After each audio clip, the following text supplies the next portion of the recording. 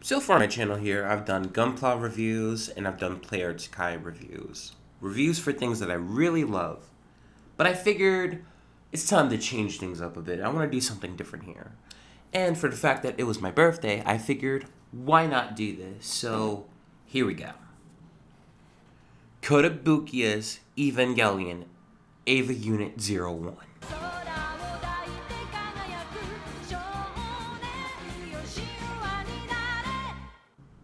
Evangelion's a pretty great anime, if you don't mind the mindfuckery here or there. It definitely came out in a right time where, 1995, it was acting as the counterpart to Gundam Wing. What it was trying to do was take the giant robot genre and turn it upside its head and show us realistically what would happen if you put a mentally unstable teenager into a giant robot and how they would react. Obviously, Evangelion is a lot gorier and a lot more dark than even the Gundam series, which in itself was already a mature and dark series. It ended on a weird note where they basically ran out of money and could not finish it, so in order to get a somewhat decent ending, we've got the end of Evangelion, which in this coming month in July will celebrate its 20th anniversary. So I thought it would be fitting to review this kit here, as it would celebrate the 20th anniversary of that movie. It was difficult to pick and choose what EVA kit that I would do. Obviously you had the Bandai ones, but I haven't heard a lot of good reviews about the Bandai ones. Of course, the perfect grade was always in mind, but after looking at some reviews and recommendations, I realized that the perfect grade could not hold a candle against any current perfect grade or even a modern day master grade, as that perfect grade is 20 years old. It definitely shows its age and definitely shows where Bandai was in 1997 in terms of perfect grades or even master grades. I decided to go with Kotobukiya because I've had a lot of good experience with their Zoid kits, which were really phenomenal and a lot of detail. There was somewhere in between a master grade and a perfect grade, which I love very much. So I figured if Kotobukiya is doing Evangelion kits, why not get on it? They haven't let me down yet, and their Zoid kits are awesome. So let's open up the box and see what we have here.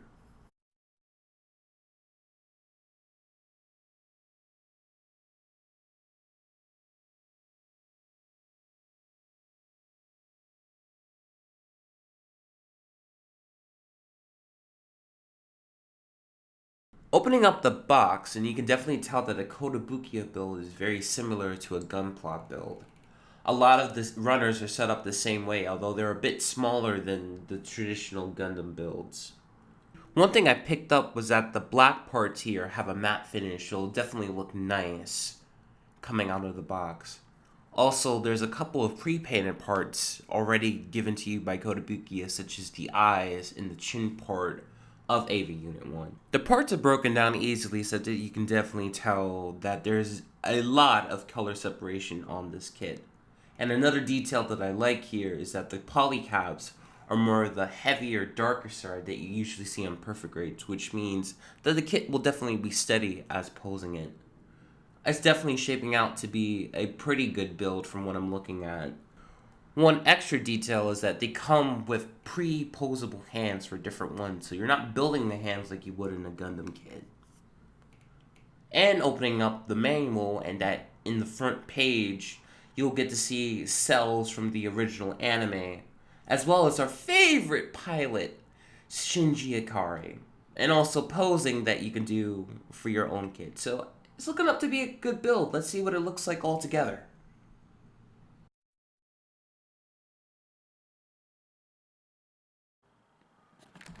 After a nice build, we have EVA Unit-01 TV version from Evangelion.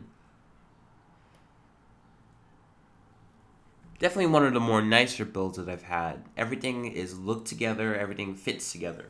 The build was straightforward, like a high grade, but there's still enough detail and enough complexity for it to be considered a master grade. There's no inner frame, but it still works, and it still looks nice and has a great representation of the TV anime. So first we're going to start off with articulation here. First at the head.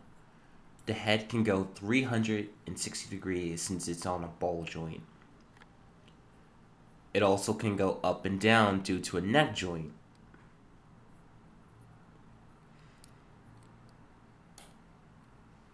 The arms can go about that far, and they can go about that far, but unfortunately you're limited with the shoulder articulation. There's 2 joints on the top and the bottom section of the spine, and you can get a decent bend down and a decent straight up. The knee has double jointed, so you can get a nice bend, though it is really stiff, so it can stay. The toe has great maneuverability with that flap opening up, as well as going up and down, with a toe joint as well.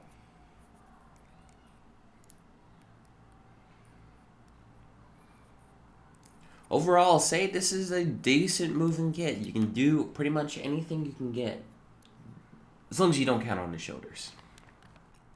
Now, what would Eva be without some accessories and weapons? She'd still be a monster, but she likes weapons too. First of all, you'll get the standard rifle. It's not much in terms of detail, but you can get it to do what it wants. While it can stand with only one hand, it's definitely more iconic with the 2 hands together. Next up, you have the iconic combat knife. Like the gun, it's not much, but it still works in terms of functionality. Definitely get a lot better stabbing poses than what I'm able to accomplish. Unfortunately, you can't actually pull the knife outside of the shoulder, so what Kotobukiya does is give you a different shoulder piece to act as if you're pulling the blade out. Definitely works, even though it would be nice to actually have the functionality, but hey, they still tried. And finally, you've got the battery plug that you can put into EVA. You can plug it into the back and it'll work pretty well. Unfortunately, it doesn't really go anywhere, but again, I appreciate Kotobukiya for trying. One bonus is that you're able to open up the entry plug in the back of Eva's neck. Definitely adds detail. And finally, you're giving a small sheet of water slide decals that you can put on to EVA Unit-01.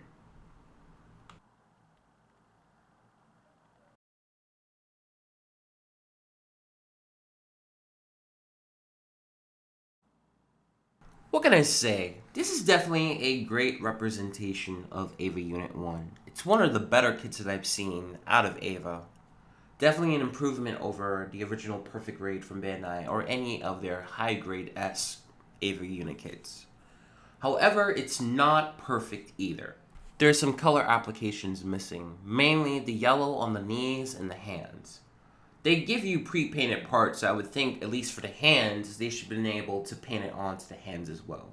Another issue that I had with this kit was nub removal, mainly on the black parts. While a lot of the parts are undergated in this kit, and even if they aren't undergated, they're not in a bad place where you can clean it up and it'll be a mess. You can clean them pretty easily.